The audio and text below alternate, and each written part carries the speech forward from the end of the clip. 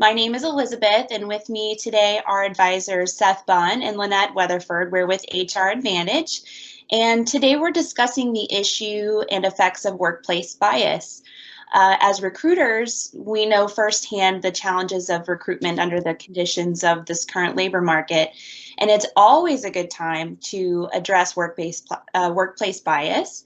But additionally, as we continue to seek talent, just to be aware of how biases can play into the recruitment process.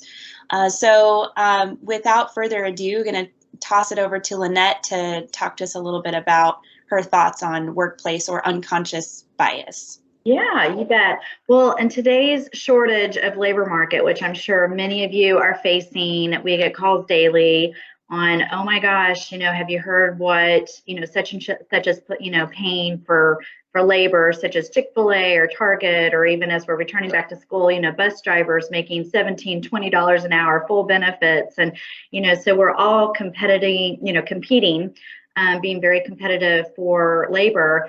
And, with that, it's very heart-wrenching for an employer when they lose, a really good employee. And, we want to make sure that, as we're recruiting for that replacement, sadly, that we are very conscious of any diversity, equity, and inclusion, otherwise known as DEI, which we're seeing a lot of that, doing a lot of training on that.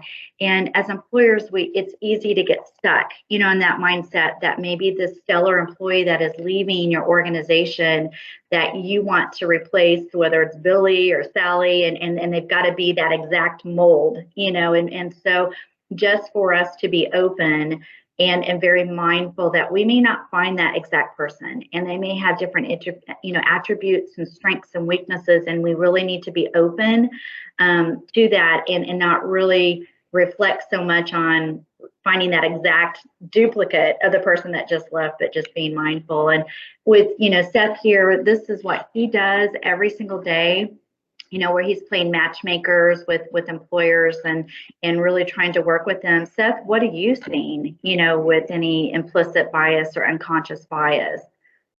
Yeah, and definitely having that bias can be very detrimental to the recruiting process. It extremely limits the candidate pool significantly.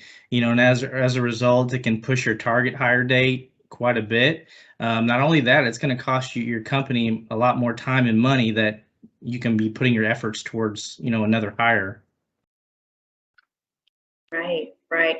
And, some things that we're seeing too is, the labor pool is certainly changing. We've got those who are in a more mature part of their cycle, their work cycle, that to be open, to those who might not have as much experience. They might be fresh out of school. And so we want to be mindful of any age bias or even experience bias. I mean, this is like a playground at this point. We can kind of be that educator and maybe any habits that they may have formed, they don't have them yet, and we can kind of help them, especially appearance.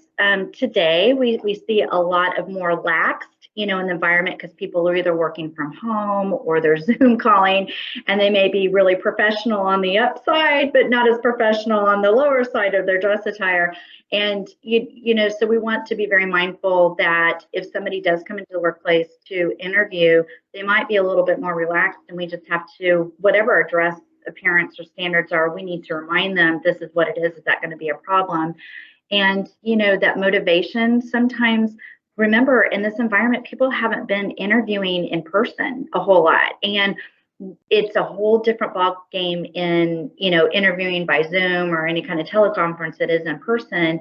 And the person might be tendency to be more reserved or quiet, because it's again kind of nerve-wracking. They might be new to doing this or what have you, and we really want to be mindful of that. And sometimes we have a tendency to predict their success. And there is such a thing as success bias, meaning, well, gosh, I had to really pull the information from them. They weren't really, energetic or motivated or appeared to be that way. And so we've already formed a success bias, whether we like it or are aware of it or not.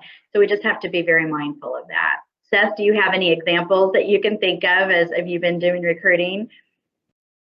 Yeah, I mean, we've just, when you have a candidate that comes in and, they think that there's, they have a good shot of getting that position. And, there is some bias that's coming from behind that they don't see. It can be, it can be detrimental to the hiring process, not only for the candidate, but for the employer as well. And so it just makes things a whole lot, worse when there's that bias involved. Mm-hmm.